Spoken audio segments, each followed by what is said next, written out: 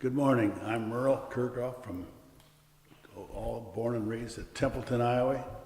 Now live at Manning, Iowa. And this is my good friend, Helen Kasperbar. Steffes is her maiden name. I should say Helen Steffes Kasperbar. And she's a friend of mine from Manning. And she was my babysitter when I was a young child, which I don't remember. But she's here today at 94 years old, and I'm very proud of her. Well, I asked you guys to come talk about these pictures that we have here in the distillery because I congratulate you on this is your work, Jason. I got them from the Kerkhoff Family photo album, right? Okay, you got it from the family photo album, but I will say you did real good. No, thank you very much. And you have, well, I'll do the best I can now. Tell me what you know about different ones. The lady up here is my first cousin. She's from Sleepy Eye, Minnesota, and then they farm up there. She married Marcel Huffman, and so she's active today with bookwork with her family. And they was down here on a couple of days vacation, and then they had this, what we call snapshots. They take a snapshot for the day.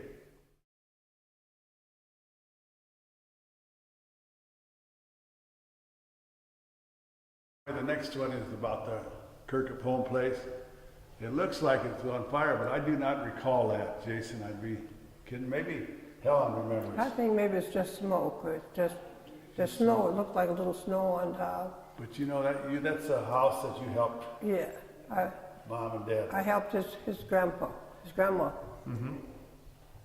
long ago, we don't know what to say. We lived across the street and about a half a block north of them. And then I had a pony, and I would get the mail. It would be about 2 miles further south.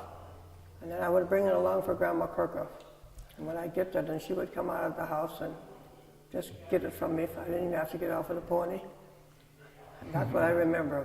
That was really uptown, wasn't it, to have a pony for transportation? Well, that was our transportation. We didn't have no cars yet then.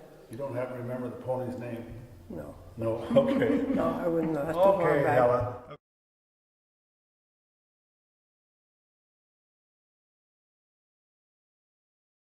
Okay, it was remarkable how they got to know each other. It was just through visiting and that and what have you. The picture says the two Alphonse Kerkhoffs. Both Alphonses were spelled with a S-E on, which was quite unusual. A lot of them are spelling it S-O and quit. But they got acquainted, and once a year or so they'd see each other. The Alphonse Kerkhoff on the right is my dad from Templeton, and the Alphonse Kerkhoff on the left is from Dyersville, Iowa, although I've been corrected that they went to the church at Luxembourg, Iowa. So I hope I'm right on that. But they were just here. They'd usually stop in the summertime. And then just through acquaintances and good times, it had nothing to do with Templeton Rye. Really didn't, just acquaintances. Well, let me ask you this. Do you think that the Alphonse Kerkhoff from Dyersville ever sampled any of the Templeton Rye back then? That I do not know. I went down at one Yes, time. I would say they did. Yeah? Because I know they were doing that already. Yeah. So you think maybe, even though he just came to visit every once in a while, he might have purchased a They got to pint be or two. good friends. I don't think they just gave it to them. Yeah. Anyway, then the next, things were getting a little bit better, Jason, in 1936. And you very seldom took very many pictures or snapshots. Anyway, this was a snapshot of our Model A Ford sedan, and we lived south of Templeton then. Okay, the next picture is a picture of my first cousins. They're the oldest, come from the oldest ones in the family. And the one on the left is Alex Fallmeyer and his wife Gracie. And then comes Sally Fallmeyer and her husband Ed Fallmeyer, or Eddie they call him. They'd use Alex and Eddie all the time. And that was just a Sunday afternoon snapshot is what that's about. Having a good time. Did you know them, Helen? Yes, I did. They were neighbors. He was living with his grandmother. Their mother died when they were young. Right. And Grandpa and Grandma took them kids in. And then in my day, then Grandpa had died already, and then I knew Grandma and I knew the boys. Mm-hmm. And I knew Ed and Alphonse too.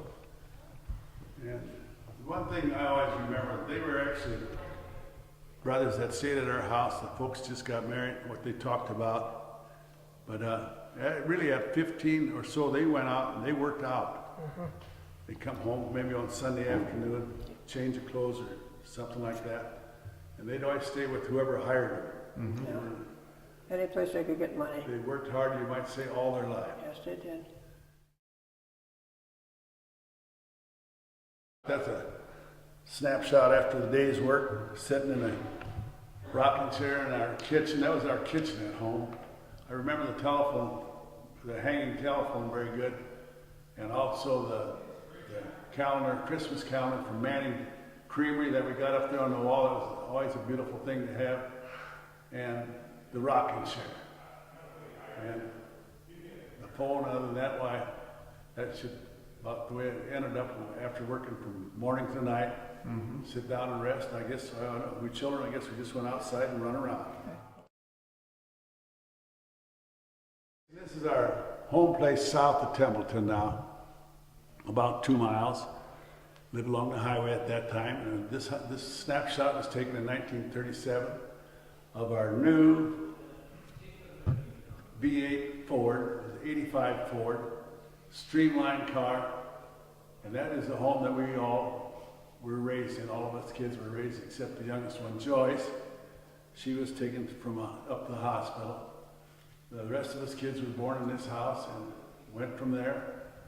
Getting back to the car, it was such a streamlined car, they always said they just couldn't make it any better. They just had it so up to date, it wasn't funny.